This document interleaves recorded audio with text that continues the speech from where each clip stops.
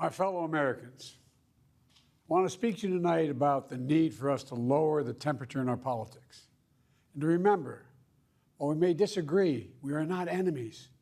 We're neighbors, we're friends, co-workers, citizens, and most importantly, we're our fellow Americans. We must stand together.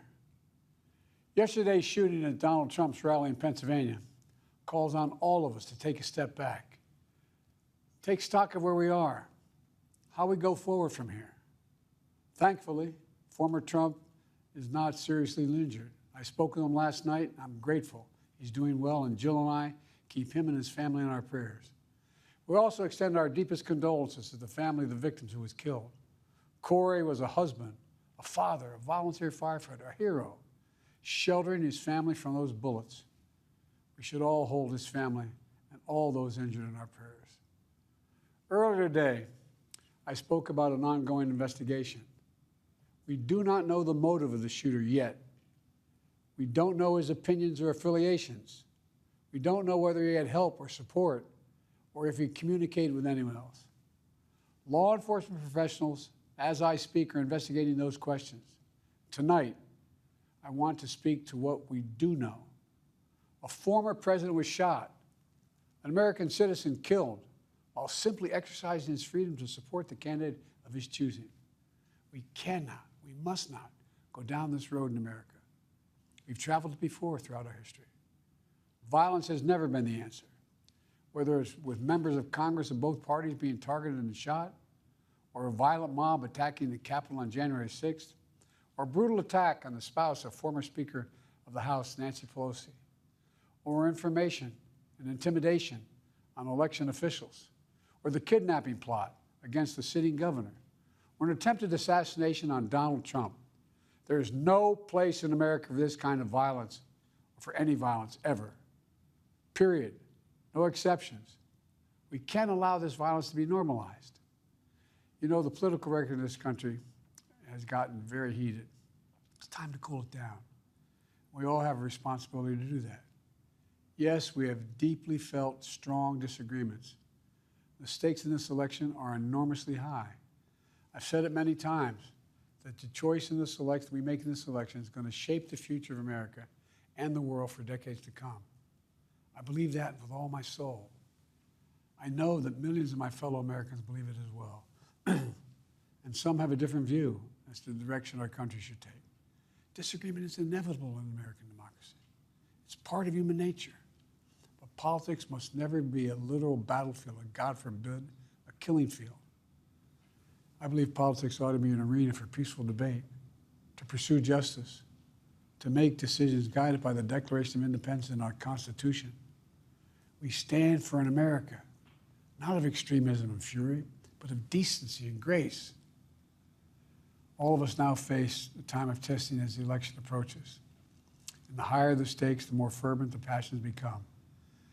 This places an added burden on each of us to ensure that no matter how strong our convictions, we must never descend into violence. The Republican convention will start tomorrow.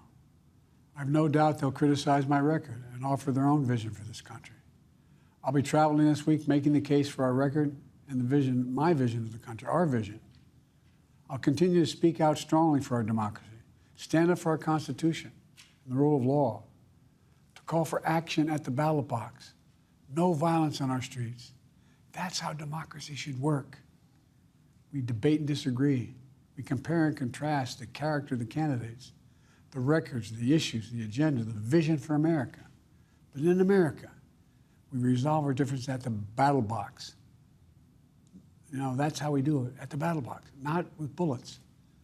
The power to change America should always rest in the hands of the people, not in the hands of a would-be assassin.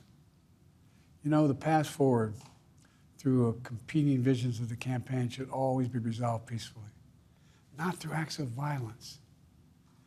You know, we're blessed to live in the greatest country on earth, and I believe that with every soul, every power of my being. So tonight, I'm asking every American to recommit, to think about it. What's made America so special?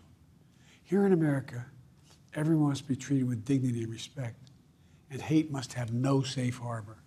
Here in America, We need to get out of our silos, where we only listen to those with whom we agree, where misinformation is rampant, where foreign actors fan the flames of our division to shape the outcomes consistent with their interests, not ours. Let's remember, here in America, while unity is the most elusive of goals right now, nothing is more important for us now than standing together. We can do this. You know, from the beginning, our founders understood the power of passion. So they created a democracy that gave reason and balance a chance to prevail over brute force. That's the American we must be. An American democracy where arguments are made in good faith. An American democracy where the rule of law is respected. An American democracy where decency, dignity, fair play aren't just quaint notions, but living, breathing realities. We owe that to those who come before us, to those who gave their lives for this country. We owe that to ourselves. We owe it to our children and our grandchildren.